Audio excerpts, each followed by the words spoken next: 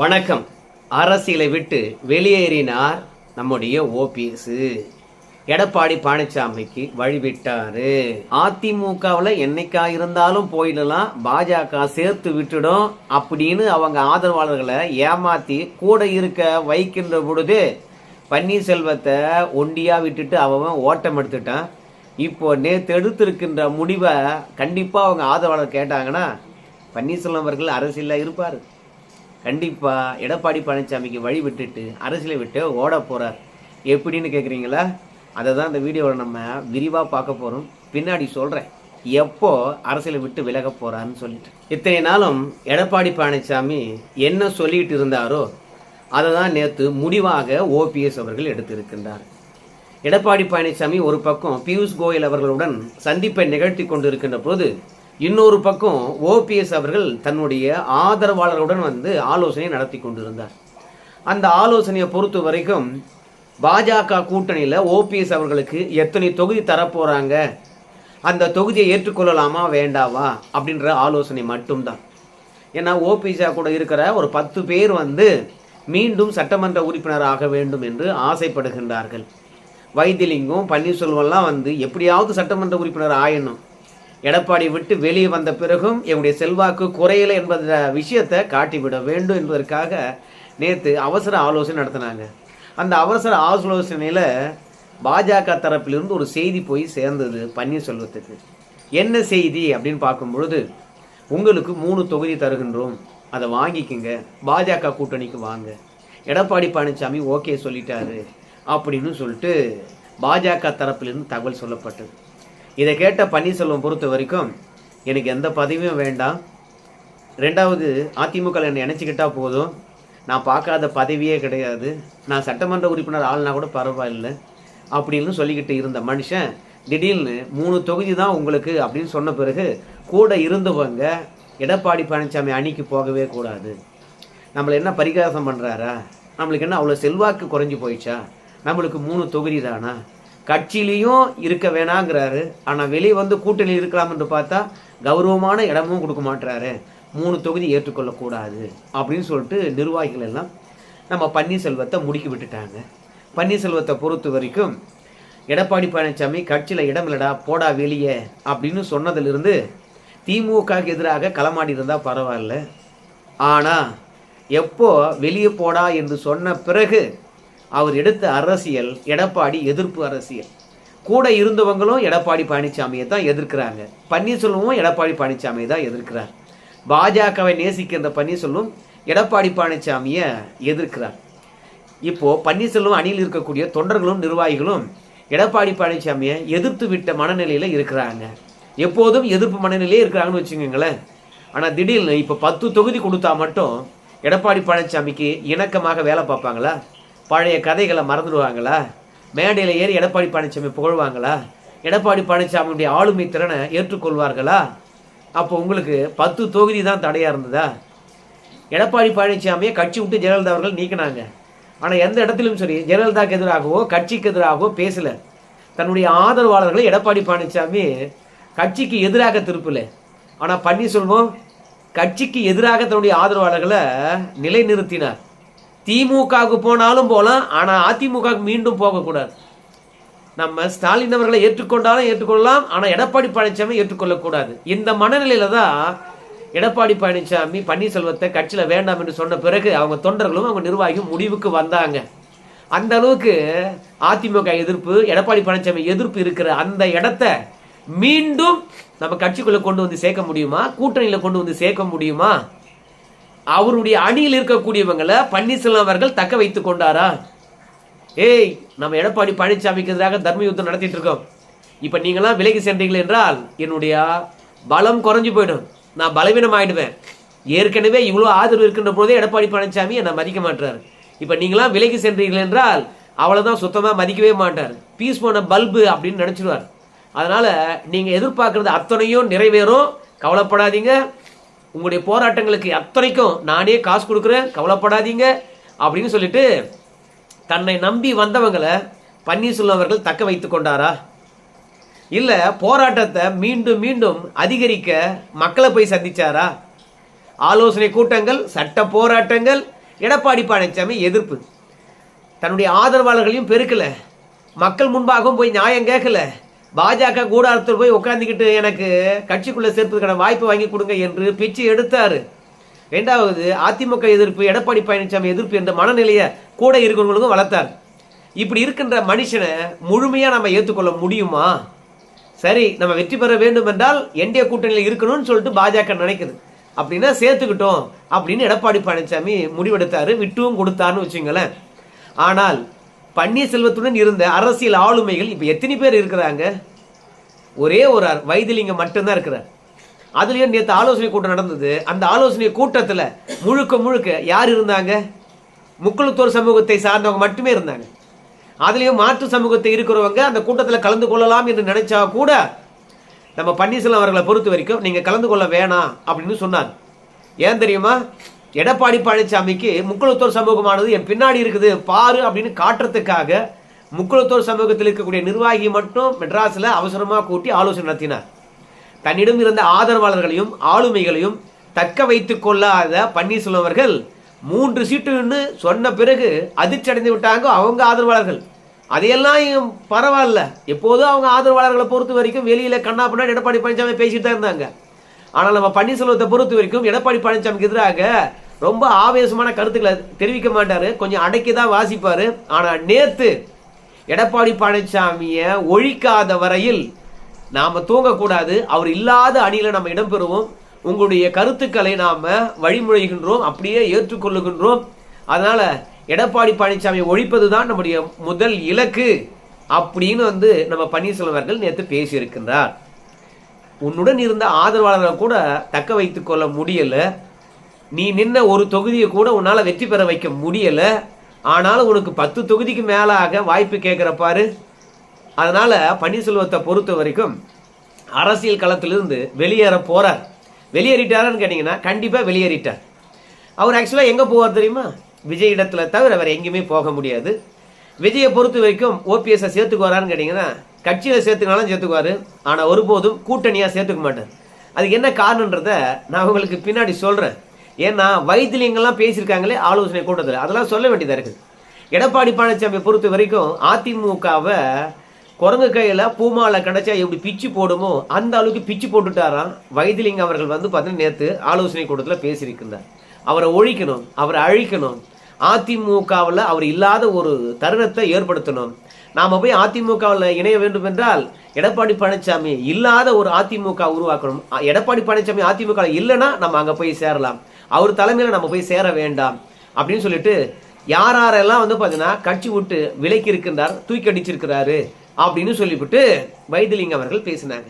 இன்னும் சில நிர்வாகிகள் ராமச்சந்திரன் போன்ற நிர்வாகிகள்லாம் எடப்பாடி பழனிசாமி கட்சி நடத்த தெரியல அப்படின்னு வசைப்பாடி கொண்டு வந்தார்கள். நமக்கு 3 தொகுதிகளா அப்படின்னு கேட்டாங்க. அது மட்டும் இல்லாம நம்ம ஜெயலலிதா அவர்களை பல பேர் எதிர்த்திருக்கின்றார்கள். ஸோ அவங்களெல்லாம் ஜெயலலிதா அவர்கள் அரவணைத்திருக்கின்றார்கள், கட்சி விட்டு நீக்கினவங்களை மீண்டும் கட்சியில சேர்த்திருக்கின்றார்கள். ஆனா எடப்பாடி பழனிசாமிக்கு அந்த பெருந்தன்மை கிடையாது, அவர் அழிப்பதுதான் ஒரே லட்சியம், அவர் இல்லாத கூட்டணியில் நம்ம போய் சேருவோம் அப்படின்னு சொல்லிட்டு ராமச்சந்திரன் போன்றவங்க எல்லாம் பேசினாங்க. எடப்பாடி பழனிசாமி எப்படிலாம் விமர்சனம் பண்ணக்கூடாதோ அப்படிலாம் பன்னீர்செல்வத்திலிருந்து எல்லாரும் விமர்சனம் பண்ணாங்க. எனக்கு ஒரே ஒரு ஆதங்கம் தான், நம்ம பன்னீர்செல்வம் அவர்களை பொறுத்த வரைக்கும் எடப்பாடி பழனிசாமி சேர்ந்து எத்தனை தேர்தலை சந்தித்தார் தெரியுமா? ஜெயலலிதா இல்லாத தருணத்தில் 10 தேர்தலை சந்தித்தார். ஆனால் எடப்பாடி பழனிசாமி தன் தலைமையில் ஒரே ஒரு தேர்தலை தான் சந்தித்தார். என்ன தேர்தல் அப்படின்னு பார்க்கும் பொழுது இந்த நாடாளுமன்ற தேர்தலில் தான் பன்னீர்செல்வம் எடப்பாடியுடன் இல்லை. மற்றபடி எல்லா தேர்தலிலும் பன்னீர்செல்வம் இருந்தார். கட்சியினுடைய தலைவர் யாரு? பன்னீர்செல்வம். தோல்வி அடைந்தா யார் பொறுப்பேற்கணும்? கட்சி தலைமை. நம்ம கூட தான் காங்கிரஸ் தோத்து போச்சு, உடனே ராகுல் காந்தி பொறுத்த வரைக்கும் தலைவராக இருந்தார், உடனடியாக தலைவர் பதவி ராஜினாமா பண்ணார். ஏன்? அவர் தான் பொறுப்பு, தலைவராக இருக்கிறவன் தான் பொறுப்பு, வெற்றியோ தோல்வியோ. வெற்றி பெற்றிருந்தா பன்னீர்செல்வத்தை தூக்கி வச்சு கொண்டாடி இருப்பீங்கல்ல. ஸோ 10 தேர்தலுக்கும் பன்னீர்செல்வம் அதிமுகவுடைய ஒருங்கிணைப்பாளராக இருந்தார், எடப்பாடி பழனிசாமி இணை ஒருங்கிணைப்பாளராக இருந்தார். ஆனால் தோல்விக்கு காரணம் எடப்பாடி பழனிசாமியா? ஆனால் வெற்றி இருந்தால் மட்டும் அவங்களாம். 11 தோல்வியுடன் எடப்பாடி பழனிசாமி கட்சி அழிச்சிட்டாரு அப்படிங்கிறாங்க. நீ இருக்கிற வரைக்கும் 10 தேர்தலில் தோல்வி அடைஞ்சுமே, அதுல உன் பங்கு இல்லையா பன்னீர்செல்வம் அப்படின்னு கேட்டுப்பாரு. கேட்டா என்னுடைய முடிவை எங்க எடப்பாடி பழனிசாமி ஏத்துக்கிட்டார், அவர் சொல்றது தான் நான் ஏத்துக்கிட்டேன், அதனால தான் தோல்வி அடைஞ்சோம் அப்படின்னு சொல்றார். ஏயா, உன் கீழே வேலை செய்யறவனை உன்னுடைய அடியாளாவோ இல்ல உன் சொல் பேச்சை கேட்கிற ஆளாவோ உன்னால மாத்த முடியலன்னா நீலாம் என்ன ஒரு ஆளுமை? துணிச்சலா நான் ஒரு கட்சி எடுத்து நடத்த போறேன். இப்ப டிடிவி தினகரன் 1000 விமர்சனம் இருந்தாலும் எடப்பாடி பழனிசாமி தேவையில்லைங்க, அதிமுக இணைய போறது இல்லைங்க, நம்மளுக்குன்னு ஒரு கழகம் இருக்குங்க அப்படின்னு சொல்லிட்டு ஒரு கட்சி தொடங்கி போயிட்டே இருந்தார். 1000 விமர்சனம் இருக்கலாம், இவர் போலாம் இல்ல, போகவே இல்லை. அதனால அதிமுக நம்ம சேருவோம் என்று சொல்லி சொல்லியே கூட இருந்தவங்க அத்தனை பேரையும் திமுகவுக்கும் தவேகாவுக்கும் அனுப்பி வச்சாரு. காலி பெருங்காய டப்பாவாக ஒரே ஒரு ஆள் பின்னாடி நிக்கிறாங்க, மற்ற அத்தனை பேரும் அவுட்டு. மற்றவங்க எல்லாம் இருக்கிறாங்க, அவங்க எல்லாம் யாருன்னு தெரியும். அதிமுக இருந்தா கூட பரவாயில்ல, கையில பணமாக இருந்திருக்கும், விளம்பரம் பண்ணியாவது தங்களை வெளிப்படுத்திக் கொண்டிருப்பார்கள். ஆனா பன்னீர்செல்வம் கஞ்சப்பைய காசே கொடுக்க மாட்டான். அவனே களத்துல இறங்கி போராட்டம் நடத்துங்கடா அப்படின்னு சொன்னா அந்த போராட்டத்துக்கு நம்ம கிட்ட காசு கேட்பாங்கன்னு சொல்லிவிட்டு திமுக எதிராக போராட்டமே பண்ணல. இல்ல எடப்பாடி பழனிசாமிக்கு எதிராக பெருசா கூட்டத்தை கூட்டணும், எப்போதும் போராட்டம் நடத்தணும், மாநாடு போடணும் அப்படின்னு பேசுவாரு. ஆண்டி மடம் கட்டுற கதையா? காலையில் ஆண்டிகள்லாம் எழுந்து வேலை பார்க்க போயிடுவாங்களாம், நைட்லாம் உட்காந்து எப்பா எங்கெங்கயோ சுற்றுறோம், படுக்கிறதுக்கு இடம் இல்லைப்பா, அதனால ஒரு மடம் கட்டலாமா அப்படின்னு சொல்லுவாங்களாம். அந்த மாதிரி ஒவ்வொரு ஆலோசனை கூட்டத்திலையும் பார்த்தீங்கன்னா நாம மாவட்டம் தோறும் மாநாடு போட போகிறோம், ஒன்றியம் தோறும் ஆலோசனை கூட்டம் போட போகிறோம் அப்படிலாம் பேசுவார். ஆனால் அறிவிப்போட சரி ஒன்று கூட நடத்த மாட்டார். ஏன்னா இவர் கையிலேருந்து காசு அவுத்து வைக்கணுமே, அதனால காசும் செலவு பண்ண மாட்டார், கூட இருந்தவங்களையும் காப்பாற்றி கொள்ளலை. இப்படி இருக்கின்ற பன்னீர்செல்வம் தவேகாவில் போய் சேர்ந்தாருன்னா இவருக்கு எத்தனை தொகுதி கொடுப்பாங்க? சரி 50 தொகுதியே வாங்குறாரு தவேகாவில் போய், அந்த 50 தொகுதியும் ஜெயிப்பார்னு உத்தரவாதம் இருக்கிறதா? ஆனா இங்க என்டிஏ கூட்டணிக்கு வந்தா 3 தொகுதி என்றாலும் ஜெயிக்க வாய்ப்பு இருக்கிறது. அந்த ஜெயிக்கின்ற வாய்ப்பை பயன்படுத்திக்கலாமா, இல்ல 50 தொகுதியில் நான் நின்னேன் அப்படின்ற பேர் வாங்கலாமா? மொத்தத்தில் எடப்பாடி பழனிசாமிக்கு எதிராக களமிறங்கணும். என்டிஏ கூட்டணி நாளுக்கு நாள் பலப்படுகிறது. ஸோ நம்ம போய் அந்த இடத்துல பலப்படுத்திட வேண்டாம் என்பது தான் நம்ம பன்னீர்செல்வத்துடைய எண்ணமா இருக்குது. நிச்சயமாக ஒரு அரசியலை விட்டு வெளியேறிட்டாரு, எடப்பாடி பழனிசாமிக்கு வழி விட்டுட்டாரு. எடப்பாடி பழனிசாமிக்கு வழிவிட்டார் என்கின்ற பொழுது எந்த இடத்துல இருந்து நம்ம உறுதிப்படுத்திக் கொள்ளலாம் அப்படின்னு பார்க்கும் பொழுது நம்ம என்டிஏ கூட்டணியில் இருக்க வேணாப்பா, எடப்பாடி பழனிசாமி இருக்கின்ற கூட்டணியில் இருக்க வேணாப்பா அப்படின்னு எப்போ முடிவெடுத்தாரோ அப்போ எடப்பாடி பழனிசாமிக்கு அழகாக வழி விட்டுட்டாரு. எடப்பாடி பழனிசாமி அதை தான் விரும்பினாரு. கட்சியும் கூட்டணியும் பலமா இருக்கணும்னா பன்னீரும் டிடிவியும் சசிகலா வரணும்னு சொல்லிட்டு பாஜக கேட்டுக்கொண்டதால நீங்களே பார்த்து பேசிங்கன்னு சொன்னார். ஆனா எடப்பாடி பழனிசாமிக்கு எப்போதும் உடன்பாடு கிடையாது. அதே மாதிரி தான் டிடிவி தினகரன் கட்சி தொடங்குறதுலேருந்து எடப்பாடி பழனிசாமியை தான் வசைப்பாடுகின்றார் என்று ஒருபோதும் திமுக வசைப்பாடுற மாதிரி தெரியல. நம்ம ஏற்கனவே இன்னும் சில வீடியோக்களில் சொல்லியிருந்தோம், நம்ம டிடிவியை பொறுத்த வரைக்கும் திமுகவுக்கு எக்ஸ் தளத்தில் பதிவு போடுவார், ஆனால் எடப்பாடி பழனிசாமிக்கு பத்திரிகையாளர் சந்தித்து தன்னுடைய கண்டனத்தை பதிவு செய்வார். அந்த மாதிரி எடப்பாடி பழனிசாமி எதிர்த்து அரசியல் பண்ணிட்டு டிடிவி தினகரனுக்கு 6 தொகுதி கொடுத்தாங்களாம், அதனால அவர் வரவே இல்லையா. இன்னும் இந்த வீடியோ எடுக்கிற வரைக்கும் டிடிவி தினகரனுடைய கருத்து என்னன்னு நமக்கு தெரியல. ஆனால் அவர் பேச போற வார்த்தைகள் தான் ரொம்ப அதிகமாக இருக்குது. நான் ஆரம்பத்திலே சொன்னேன், தவேகா கூட்டணிக்கு டிடிவியும் பன்னீர்செல்வமும் போக போறாங்க, அதனால தான் துணிச்சலான முடிவு எடுத்திருக்காங்க அப்படின்னு சொன்னேன்.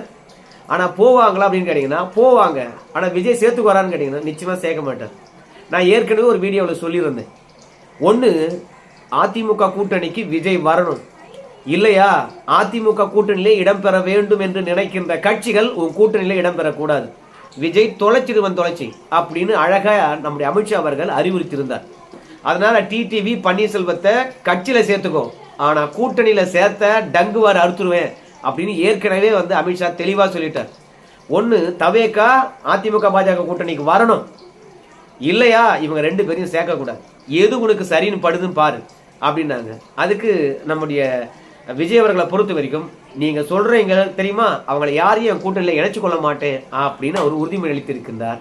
அதனால தலைவர்களை பொறுத்த வரைக்கும் தனியா தான் தேர்தலை சந்திக்க போறாங்க, நீங்க பொறுத்துருங்க. 2021 பன்னீர்செல்வம் அதிமுக தப்பிச்சாரு, ஆனா இந்த முறை டிடிவியுடன் சேர்ந்து நாசமா போக போறாரு. டிடிவி தினகரன் 2021 தேமுதிகவுடன் களமிறங்கினாரு, ஆனா இந்த முறை தேமுதிகவும் அதிமுக கூட்டணிக்கு வருது, அவங்களுக்கு 6 தொகுதி உறுதியாக இருக்குது. பார்க்கலாம் என்ன நடக்க போகுதுன்னு சொல்லிவிட்டு, எனக்கு தெரிஞ்சு பன்னீர்செல்வத்தை பொறுத்த வரைக்கும் தவேகா கூட்டணியில் சேர்ந்து தேர்தலில் போட்டியிட்டு அவர் மண்ணை கவ்வ போறார் தெரியுமா, அதற்கு பிறகு இனி அரசியல் எதிர்காலம் கிடையாது என்று சொல்லிட்டு அழகா அவரு அரசியல் விட்டு வெளியேற போறாரு. அது வரைக்கும் நம்ம பொறுத்து இருக்கணும். குறிப்பா சொல்ல போனா இன்னும் 4 மாசம் பொறுத்து பாருங்க, பன்னீர்செல்வம் அரசியலே இருக்க மாட்டார் என்பது உறுதியாகிறது. இப்ப அதிமுகவில் இல்ல, அதிமுக கூட்டணியிலும் இல்ல, 4 மாசத்துக்கு பிறகு அரசியலே இருக்க மாட்டாரு. ஏன்னா அப்பேற்பட்ட முடிவை அவங்க தொண்டர்களும் அவங்களுடைய நிர்வாகிகளும் பன்னீர்செல்வம் எடுத்திருக்கிறாங்க. இது தவறான முடிவு. இந்த தவறான முடிவை மறுபரிசீலனை செஞ்சாருன்னா நிச்சயமா தேர்தல் முடிந்த பிறகு அதிமுகவுக்குள்ளே பன்னீர்செல்வம் வருவதற்கான வாய்ப்பு இருக்குது. ஜெயலலிதா அப்படிதான் ஒரு வெற்றியை பெற்று ஆட்சியில உட்கார்ந்த பிறகுதான் தன்னை விமர்சித்தவர்களையும் கட்சியில இணைத்துக்கிட்டாங்க. ஏன்னா வெற்றி பெற்ற பிறகு ஆளுமையை நிரூபிச்சுறாங்க. அதற்கு எதிராக யாரும் பேச போறதில்லை. அதனால ஒரு வெற்றியை பெற்று அதிமுக ஆட்சி கட்டில உட்கார்ற வரைக்கும் எல்லோரும் அமைதியா இருந்தாங்கன்னா நிச்சயமா எல்லாரும் உள்ள வந்திருக்கலாம். நம்மளுக்கு பொது எதிரி திமுக தான். அவங்களை எதிர்த்து அரசியல் பண்ணியிருந்தாங்கன்னா எடப்பாடி பழனிசாமி கட்சியில சேர்த்துக்கிட்டு இருப்பாரு. அதுதான் நியாயமானது. எடப்பாடி பழனிசாமி கொடுத்தா நீக்கினாங்க. அவர் அதிமுக விமர்சனம் பண்ணாம திமுக எதிராக களமாடினார். மீண்டும் ஜெயலலிதா அவர்கள் எடப்பாடி பழனிசாமி கட்சியில சேர்த்துக்கிட்டாங்க. அதுதான் ஒரு நல்ல தொண்டனுக்கு இல்ல கட்சிக்கு அழகு, இல்ல அந்த தொண்டனுக்கான விசுவாசம் என்று நம்ம எண்ணலாம். ஆனா இவங்கெல்லாம் அதிமுக எதிராகவே கேஸை போட்டுக்கிட்டு அரசியல் செஞ்சுட்டு நாங்கள் ஒன்று கட்சிக்குள்ளே வரோம் இல்லை கூட்டணிக்குள்ளே வரோம்னா எடப்பாடி பழனிசாமி எப்படி ஏற்றுக்குவார்? அப்படியே ஒரே நல்ல மனநிலை இவங்கெல்லாம் மாற்றிக்கிட்டு எடப்பாடி பழனிசாமி தெய்வம்னு கொண்டாடுவாங்களா? வெற்றி பெறதுக்கு உழைப்பாங்களா? அதனால் அந்த சந்தேக பார்வையே வேணாம் என்று சொன்னார். இப்போ பன்னீர்செல்வம் வெளியேறுகின்றார். பொறுத்து வந்து பார்க்கலாம் என்ன நடக்க போகுது. நன்றி நண்பர்கள்.